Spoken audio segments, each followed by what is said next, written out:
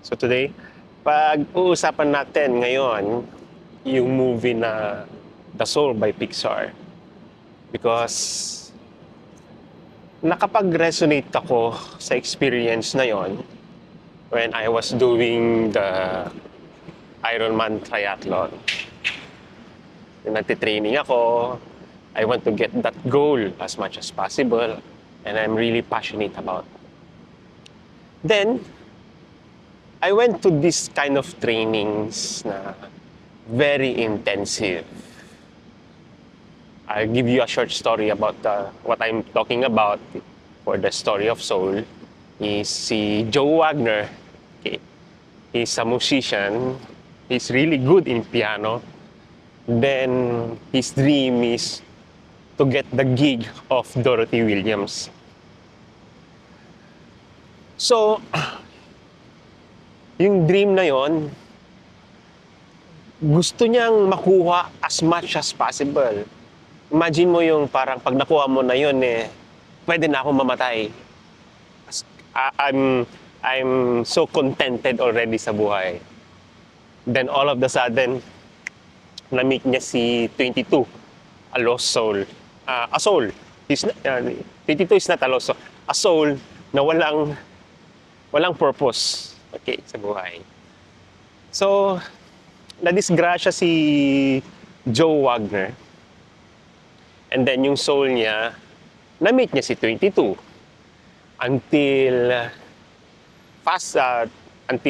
napunta sila sa Earth, nagkabaliktad yung kwan. Yung soul ni Joe Wagner napunta sa pusa, and yung soul ni 22 napunta kay Joe Wagner.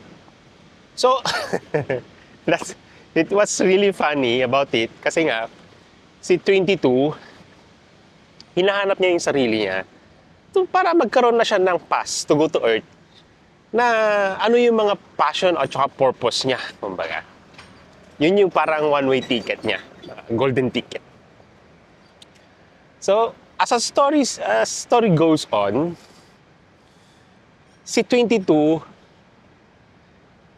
parang nai-inlove na siya sa kwan. Nai-inlove na siya sa how human lives sa Earth. Okay. And then si Joe Wagner naman, kahit pusa na siya, he was really desperate na mapunta doon sa gusto niyang mapuntang gig is doon sa sa pagiging pianist niya, sa pagiging jazz kasi nga nakuha niya yung talent na yon dahil sa father niya kasi pianista din. So really, Joe Wagner was really a good pianist. And then, dito na ako na-touch. Okay. When I'm doing the triathlon, medyo naging confused na ako. Na, is this the purpose? O yung passion? So, I was so focused sa mga ginagawa ko, the hard training, going for running intensive, swimming intensively, going long ride, it was so painful para lang doon sa goal na yon. So, nung natapos ko yung Ironman, it's just,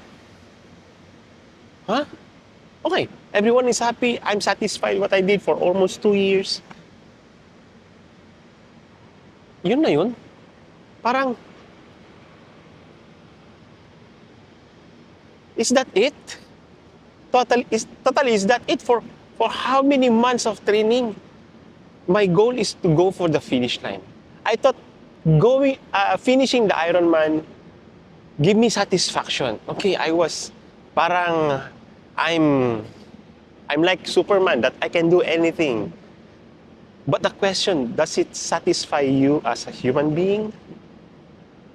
So parang, oh my God, sabi ko, okay, I will try again another Ironman. So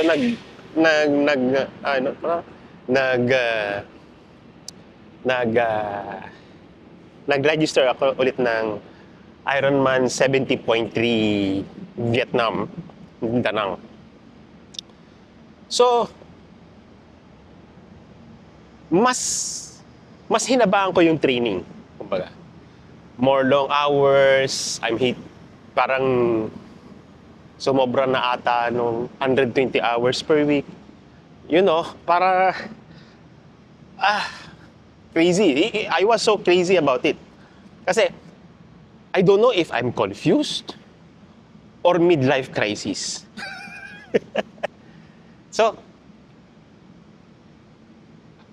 nung nag-start na yung race,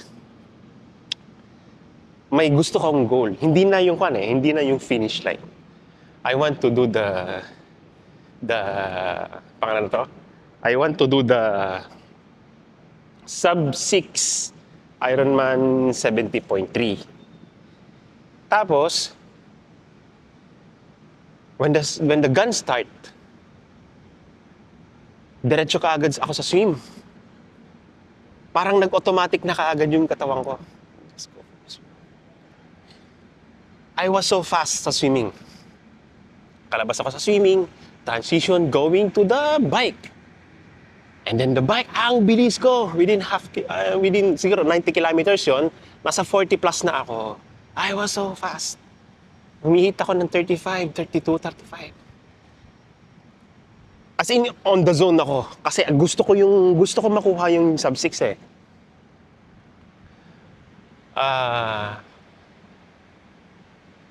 Along the way, nasiraan ako ng bike twice. It was scorching heat sa Vietnam. It was 45 degrees. It was burning like hell. Okay? Talagang sunog ako.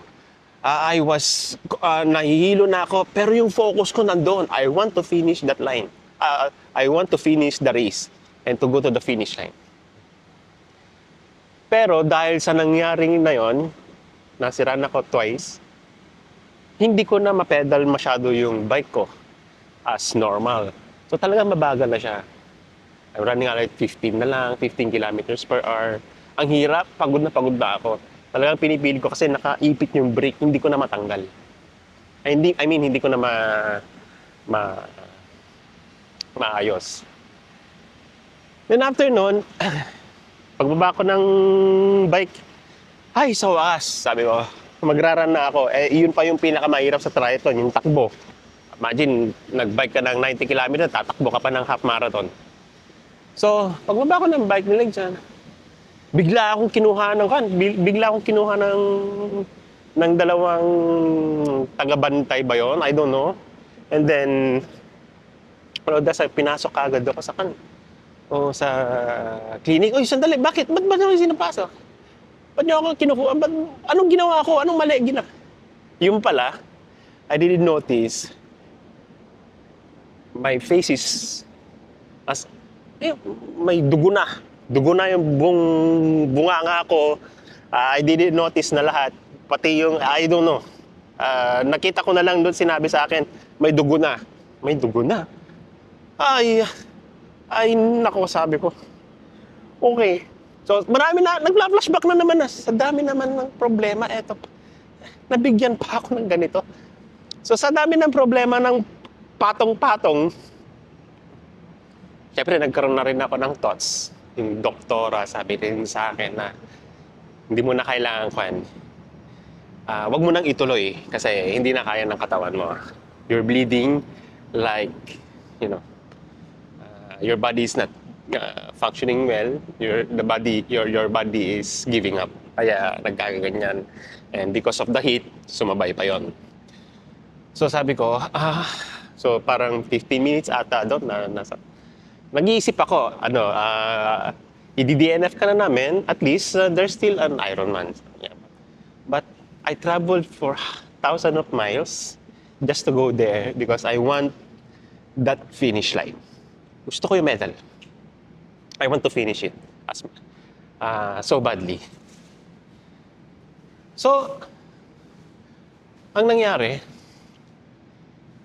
nakipag-usap ako sa doktor kung pwede, kahit hindi na ako tumakbo, ilakarin ko na lang para hindi ako mapwersa. So, tinignan ako ng masakit ng doktora. Ba't ang tigas ng ulo mo? But sobrang tigas.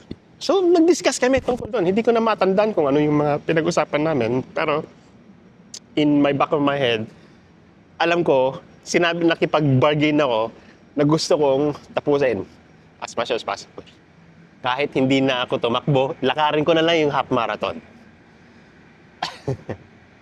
And I know na whatever happens, ma-DNF man ako, at least natapos ko. Kasi yun yung goal ko. Kahit hindi ko na makuha yung sub 6. Or sub 5, nakalimutan ko na. Kasi matagal na ako yung nagtatriathlon. So, nakita ko. So, ang nangyari, natapos ko yung finish line, natapos ko yung race 8 minutes before the cutoff. I was so relieved na kahit pala yung mga ganitong struggles, kung talagang gusto mo, makukuha mo.